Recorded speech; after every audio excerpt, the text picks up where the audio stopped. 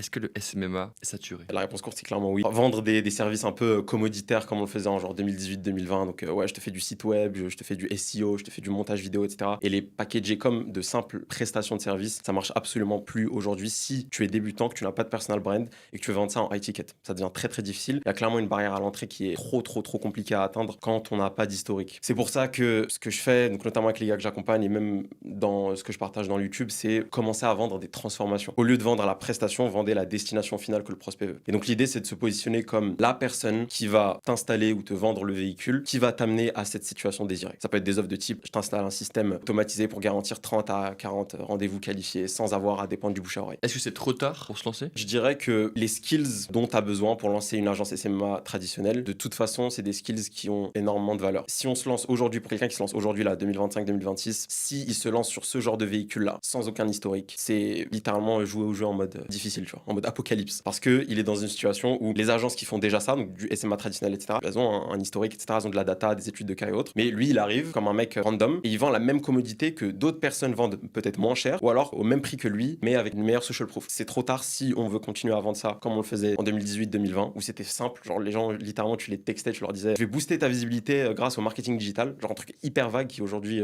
résonne plus du tout. Ça marchait. Aujourd'hui, c'est mort. On réalise pas, mais 2015, 2018, ça fait bientôt 10 ans que tous ces business sont lancés. Et forcément, il y a une tolérance qui est montée. Exactement, ils deviennent juste insensibles en fait. Les mecs sont en mode, c'est encore un de ceux-là, je vais juste les juger sur le prix du coup. Parce qu'il n'y a plus de jugement sur la valeur, parce que la valeur apportée ou la valeur perçue, elle est la même. C'est genre, il va me faire un site web, donc c'est une énième dépense dans mon business.